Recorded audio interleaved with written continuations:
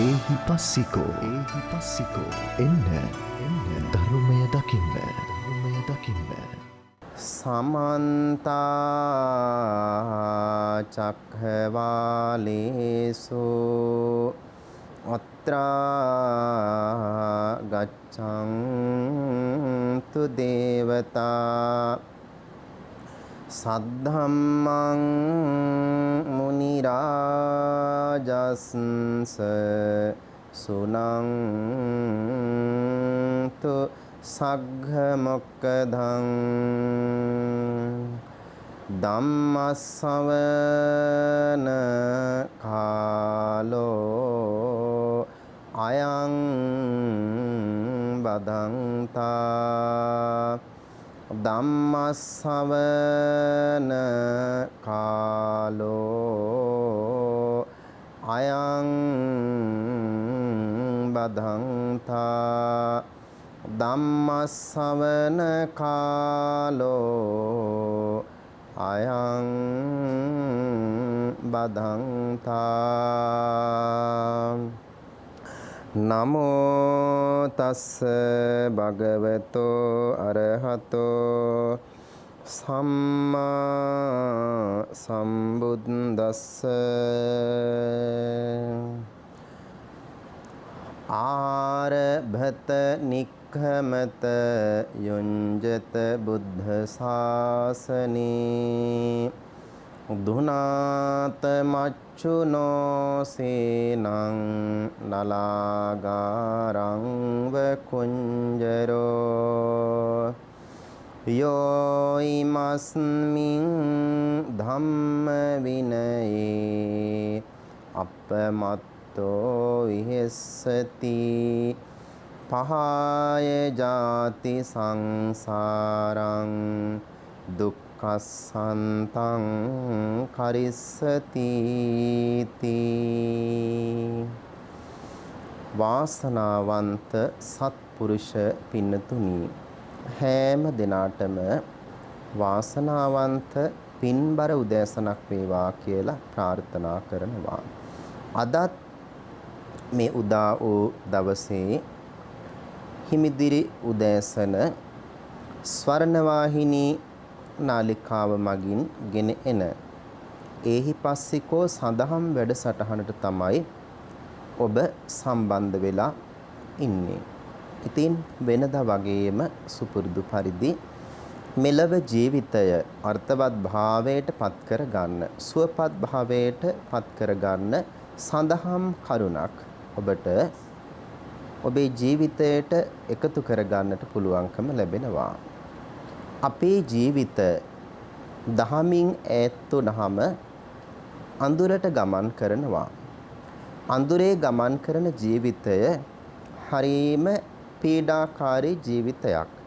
දිශාවක්, ගමන් මගක් හරිහැටි හඳුනා ගන්න බැරි ජීවිතය තුළ සාර්ථක ගමන් මඟ Tamanට උදා කර ගැනීම, මෙලව වුණත් සංසාර ගමන වුණත් සුවපත් වූ ජීවිතයකට ගමන් කරන්නට ලැබෙන ඉඩකඩ හරි අඩුයි. ඒ නිසා තිලෝගුරු සම්මා සම්බුදු පියාණන් වහන්සේගේ ධර්මය තමන්ගේ ජීවිතයට එකතු කරගන්න. දහම ජීවිතයට එකතු කරගත්තාම අඳුරින් ආලෝකයට ගමන් කරන්නට පුළුවන්කම ලැබෙනවා. මුළු මහත් සමාජය දිහා මොහොතක් හැරී බලනකොට හරිම අඳුරේම ගමන් කරන ජීවිත තමයි අපට දකින්න ලැබිලා තියෙන්නේ. සමස්ත සමාජයම ගත්තහම, ලොකු කුඩා වැඩි හිටි හැමෝම ගත්තහම තමන්ගේ ජීවිතය ශීඝ්‍රගාමී ගමනක නිරත වෙලා ඉන්නවා. ඒ ගමනට ධර්මය එකතු කරගෙන නැහැ. ධර්මය එකතු කරගෙන නැති නිසාම තමන්ට විඩාබරව බොහෝම අපහසුයෙන් යන ගමනක් බවට සසර ගමන පත් කර ගන්නට ඔබට සිදු වේවි. ඒ නිසා සම්මා සම්බුදු පියාණන් වහන්සේ පින්තුනි දේශනා කරනවා සුවපත් සිතින් ධර්මයේ දැකලා සතුටු සිතින් යුක්තව සැහැල්ලුවෙන් සුවපත් මනසින් තමන්ගේ ජීවිතයේ කටයුතු සිද්ධ කරන්නට ඕනේ කරනවා. ගොඩාක් අය තුළ මේ නිහතමානී ගුණය නැහැ. බොහෝ වේලාවට සතුටු සිතින් යුක්තව මැදිහත් සිතින් යුක්තව අනිත් අයගේ මතවලට ගරු කරමින් ගමන් කරන ගමනක් තුල බොහෝ දෙනෙක් නිරත වෙන්නේ නැණි. ඉතින් සමාජයේ බහුතරයක් දෙනාම අරන් බලනකොට මන්දයෙන් මත් වෙලා මානෙන් මත් වෙලා තනතුරු වලින් මත් වෙලා ඒ වගේම ඉදිමිච්ච ස්වභාවයකින් යුක්ත වෙන චරිත අපට දකින්නට තියෙනවා. ඉතින් අතුලාන්තයේ අරගෙන බලනකොට හරීම පුහු ජීවිත ගත කරන බවක් අපට පේන්නේ. ඒ නිසා ඒ බාහිර පරිසරයේ පමණක් ඒ තියෙන ඒ ලස්සන ස්වභාවය නේද? ඒ උදුම්මාගත් ස්වභාවය නැති කරගෙන සම්මා සම්බුදු පියාණන් වහන්සේ දේශනා කරන්නේ ඒ වෙනුවට කාරුණික හැඟීම් ඇති කරගන්න. එය ඔබට ජීවිතේ මහත් ආලෝකයක් සැනසීමක් බවට පත් කරගන්නට පුළුවන්කම තියෙනවා ජීවිතයේ අවසාන අවස්ථාවට එළඹුණාට පස්සේදී. ඉතින් බලන්න පින්නතුනි සම්මා සම්බුදු පියාණන් වහන්සේගේ ඒ ධර්මය කවමදාකවත් වෙනස් වෙන්නේ නැති ධර්මයක්. ඒ නිසා අපි ජීවිතයේ ඒ ගුණය සංවර්ධනය කරගන්නට අනිවාර්යෙන් කටයුතු කරන්නට ඕනේ කරනවා. ගොඩාක් වෙලාවට තරුණ තරුණියන් ගත්තහමත් මේ ඉවසීමේ ගුණය, නිහතමානී ගුණය ඇත්තටම නැති තරම් ඒ හැමෝමත් මේ යෞවන මදයෙන් මත් වෙලා. යෞවන මදය කියලා කියන්නේ යෞවනත්වයේ නිසාම ඒ ඇති කරගත්තා වූ මානයකින් යුක්ත වෙච්ච බවක් දකින්න තියෙනවා. පාසල් දුවදරුවන් ගත්තහම කුඩා වයසේ පටන් තරුණ වියට එළඹෙන දරුවන්. ඒ වගේම උසස් අධ්‍යාපනයේට පියමනින දරුවන් තුල බොහෝ වේලාවට අද වත්මන් සමාජය දිහා බලනකොට එකිනෙකාට පීඩාකාරී ධර්මතාවයන් ගෙන දීලා අනිත් අය ගොඩාක් වෙලාවට වදයට හිංසනයට ලක් කරලා ඒ තුලින් අසීමිත සතුටක් ලබන ස්වභාවයක් අපිට දකින්න තියෙනවා. ඉතින් ඒ වගේ තත්වයන් හමුවේ ඒවා දරා ගන්න බැරුව ගොඩාක් අය තමන්ගේ ජීවිතයෙන් පවා සමුගන්නා ඛේදනීය අවස්ථාවන් අපට දකින්නට තියෙනවා. ඉතින් පසුගිය දින කීපය පුරාම බොහෝ දෙනෙකුගේ කනගාටුවට වේදනාවට පත්වෙච්ච සිදුවීමක් අපට දකින්නට ලැබුණා. ඒ එක්තරා විශ්වවිද්‍යාල ශිෂ්‍යයෙක් තමන්ගේ ඒ තමන්ට පැමිණිච්ච පීඩාකාරී තත්ත්වයන් දරා ගන්න බැරුව සිය දිවි නසාගත් අවස්ථාවක්.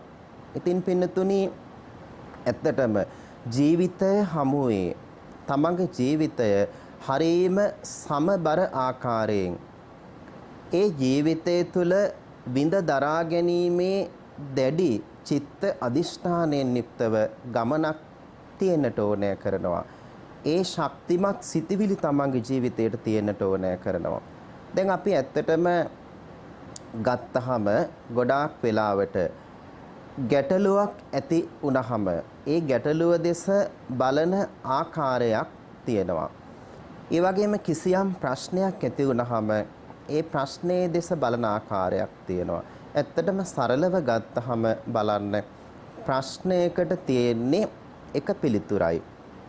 ඒ වගේම ගැටලුවක් නම් ඒ ගැටලුවට තියෙන්නේ එක විසඳුමක් නොවේ. විසඳුම් ගණනාවක් වුණත් තියෙන්න පුළුවන්.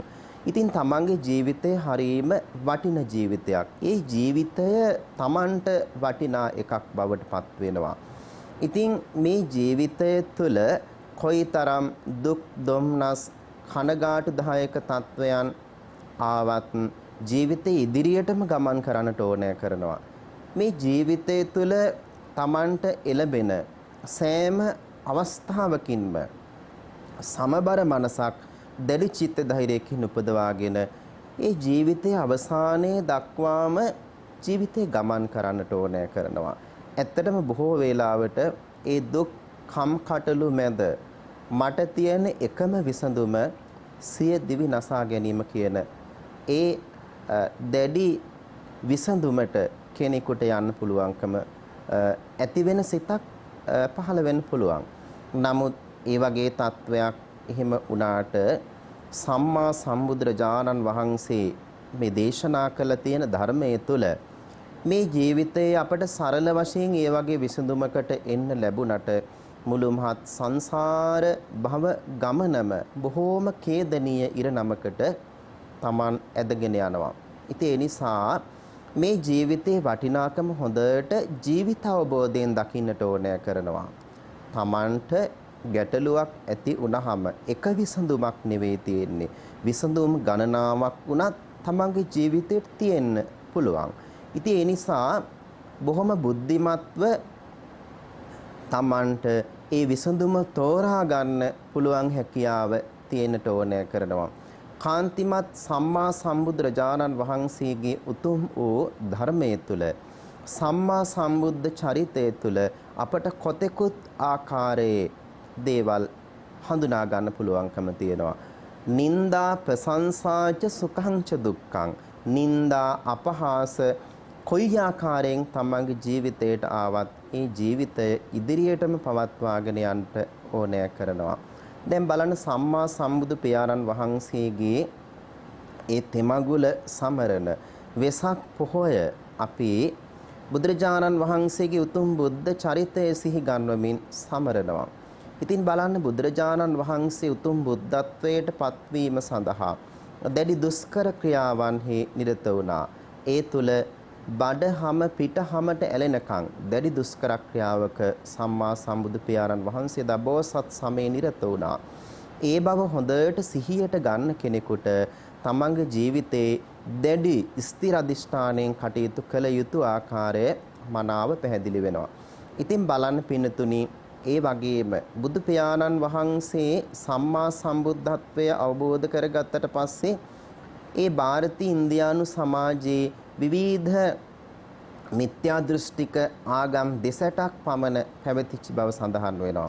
ඉතින් මේ බඳු අකවානුවක බුදුරජාණන් වහන්සේට නිନ୍ଦා අපහාස කරන්න බොහෝ අය බලාන හිටියා.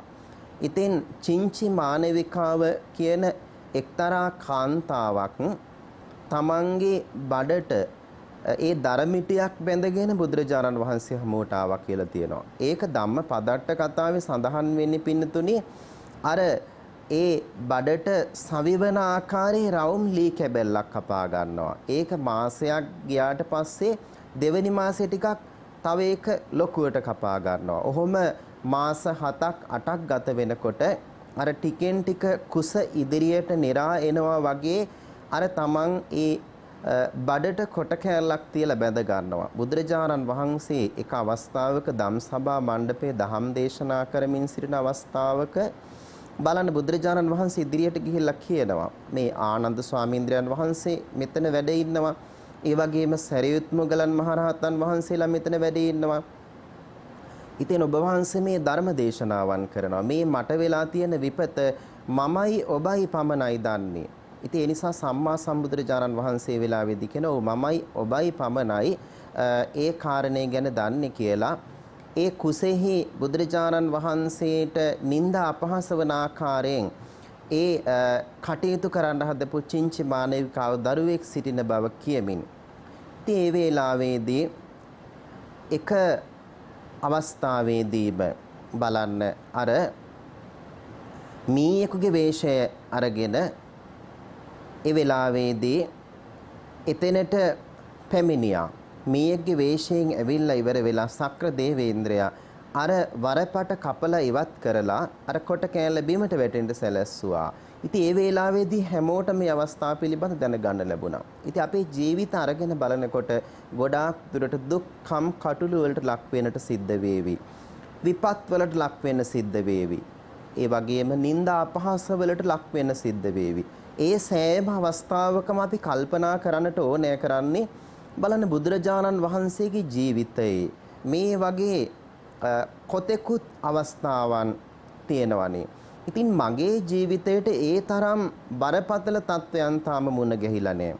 ඒ නිසා ඒ වගේ ගොඩාක් අපහසු තත්වයන්ට පත්වෙන කම්කටොළු මට තාම ලැබිලා නැහැ.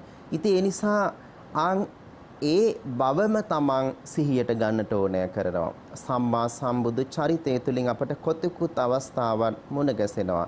ඉතින් ඒ බවම සිහියට අරගෙන ඔබට යහපත් මැදිහත් සිතක් ඇති කරගෙන මේ ජීවිතයේ ඇති වටිනාකම හොඳට නිසි නුවණින් සිතන්න අවස්ථාවක් එළඹ ගන්න ඕනි කරනවා. ඉතින් බලන්න බුදුරජාණන් වහන්සේ දේශනා කළ තියෙන විදියට සංයුක්ත නිකායේ සතකප්පවල එක්තරා අවස්ථාවක සඳහන් වෙනවා. බලන්න ඒ වේලාවේදී බුදු පියාණන් වහන්සේ පින්නතුනි මේ ජීවිතය සියදිවි නසා ගැනීමකින් තමන් දිවි තොර කර ගත්තොත් එහෙම පින්නතුනි ලබන ආත්ම භාවය ඒකාන්තයෙන්ම භයානක වූ තත්වයකට ලක් වෙන්නට සිද්ධ වෙනවා. ඉතින් එතකොට ලබන ප්‍රතිසන්දිය සුවපත් මනසින් ලබන ප්‍රතිසන්දියක් නොවන නිසා චුතිචිත්තයේ බොහෝම වේදනාකාරී ආකාරයෙන් බොහෝම ද්වේෂකාරී ආකාරයෙන් තමන්ට ගොඩාක් වෙලාට දේශයක් ඇති කරගෙන අවසන් ගමන් යන්නේ. ඉතින් මේ බඳු අවස්ථාවක් තුළ පින්නතුනි ඒ අවසන් ගමන තුළ ලබන ප්‍රතිසන්දිය බොහොම ඛේදජනක එකක් බවට පත් වේවි. ඒ නිසා තමන්ගේ ජීවිතේ හරීම සැහැල්ලුවෙන් මේ වර්තමානයේට එළඹගෙන සතියෙන් යුක්තව ගත කරන්න ඕනි කරනවා. මියගිය අතීතයක් පිළිබඳව කවදාවත් සිතන්න එපා. ඒ වගේම තමන්ට නොඑළඹිච්ච අනාගතයක් පිළිබඳව කවදාවත් හිතන්න එපා. ඒ ජීවිතය වර්තමානයේ තුල පිහිටුවාගෙන මේ ජීවිතයේ බොහොම මැදිහත් මනසින් අනතිමානී ගුණධර්ම වර්ධනය කරගත් ජීවිතයක් වශයෙන් ඔබ ජීවිතය ගත කරන්න නිරතුරුවම උත්සාහ කරන්න. එතකොට ඔබට පුළුවන්කම ලැබෙනවා ජීවිතේ හරිම සරල සැහැල්ලු එකක් බවට පත් කරගන්න. ගොඩාක් වෙලාවට Tamanට ඒ වගේ මානසික ගැටලුවක් පවතිනවා නම් තවත් කෙනෙකුට කියන්න ඕන කරනවා. එහෙම කියලා තමන්ගේ සිත සැහැල්ලු කරගන්න ඕන. වත්මන් සමාජයේ තුල නම් ඉතින් මනෝ වෛද්‍යවරයෙක් ගාවට ගිහිල්ලා අපිට ඒවා කියන්න පුළුවන්. ඉතින් අද වර්තමානයේ තියෙන සමාජ ප්‍රශ්නේ තමයි මනෝ වෛද්‍යවරුන් ගත්තහමත් ඒ මනෝ වෛද්‍යවරයාට අපටත් වැඩි ප්‍රශ්න. ගැහැණු කෙනෙක් නම් පිරිමි කෙනෙක් නිසා ඇතිවන ප්‍රශ්න. ඒ වගේම පිරිමි කෙනෙක් නම් ගැහණියක් නිසා දරුවන් නිසා ඇතිවන ප්‍රශ්න නඩුහබ නිසා ඇතිවන ප්‍රශ්න වගේ විවිධාකාරයෙන් තියෙනවා. ඉතින් ඒ බඳු සමාජයක් තුල තමයි අපට ජීවත් වෙන්න සිද්ධ වෙලා තියෙන්නේ. නමුත් සම්මා සම්බුදු පියාණන් වහන්සේගේ ධර්මය හමු වෙච්චි ජීවිතයක් බවට අපේ ජීවිතේ ලැබිලා තියෙන්නේ. ඒ ගෞතම සම්මා සම්බුදු සසුන තුල ලැබිච්ච ජීවිතය ඔබ ගත කරන්න ඕනි කරනවා. ජීවිතේ නිමාව දක්වා හොඳ ගමනක් යන්නට ඔබ අදිෂ්ඨාන කරගන්නට ඕනි කරනවා. ඒ නිසා පින්නතුනි ගමන ආරම්භ කරන්න ඕනි කරනවා. ඒ ගමනට යෙදිලා ඉවර වෙලා ඒ ගමනේ අවසන් ඉලක්කය දක්වා ගමන් කරන්න ඕනි. අර බටපතුරු වලින් හදපු ගෙයක් මහා හස්ති රාජේ විනාශ කරන්න වගේ බලන්න එයාට ඒක හරියම දුෂ්කර තත්වයක්, දුෂ්කර අවස්ථාවක්. ඒක සිඳ බිඳගෙන තමන්ගේ ජයග්‍රහණය අත්කර ගන්නවා ඒ දෙවැන්ත හස්ති රාජයා. ඉතින් ඒ වගේ ඔබත් ජීවිතයේ සාර්ථකත්වයේ උදා කරගන්න දැඩි අදිෂ්ඨානයෙන් කටයුතු කරන්න පුරුදු වන්න. ඔබට මේ ජීවිතය පරලෝ සංසාර ගමන කෙලවර උතුම් අමා මහ නිවනින් සැනසෙන්න එය ඔබට හේතුවක් වේවි. මේ ජීවිත සාර්ථක කරගන්න ඔබට හේතුවක් වේවි. ඒ නිසා හැම දිනාටම මේ උතුම් දහම් දේශනාවේ අනන්ත ආනිසංස බෙලෙන් ඒ ප්‍රාර්ථනාව එලෙසම ඉෂ්ට සිද්ධ වේවා කියා ප්‍රාර්ථනා කරගන්න. තිලෝගුරු සම්මා සම්බුදු පියාණන් වහන්සේගේ උතුම් දහම් ශ්‍රවණය කිරීමෙන් ජනිත කරගත් ආනිසංස ධර්මයන් ඔබට ඒ වගේම සියලු දෙවි දේවතාවුන් වහන්සේලාට මියගිය සැමට ඔබ අප හැදූ වැඩූ දෙමාපියන් ප්‍රමුඛ සත්පුරුෂ කල්යාණ මිත්‍ර සැමට පින් අනුමෝදන් වේවා. ස්වර්ණවාහිනී නාලිකාව හරහා මේ බඳු දහම් දේශනාවන් ගෙනෙන ස්වර්ණවාහිනී නාලිකාවේ අධිපතිතුමන් ප්‍රමුඛ මේ වැඩසටහන එහි පස්සික වැඩසටහන ගෙන එන අධ්‍යක්ෂකතුමන් ප්‍රමුඛ කාර්ය මණ්ඩලයේ හැම දෙනාටම පින්වන්ත ගමනක් යන්න මේ පින් හේතු වාසනා වේවා. හැම දිනාටම මේ ජීවිත පරලෝ සසර ගමන කෙලවර උතුම් නිවනින් සැනසෙල්ලම සිද්ධ වේවා කියා හැම දිනාම ප්‍රාර්ථනා කරගන්න. කාන්තිමත් තිලෝගුරු ලෞතර සම්මා සම්බුදු පියාණන් වහන්සේගේ සූවිසි අනන්ත සම්මා සම්බුදු ගුණ බලයෙන් හැම දිනාටම යහපතක්ම සැනසෙල්ලක්ම සිද්ධ වේවා. හැම දිනාටම තෙරුවන් සරණයි.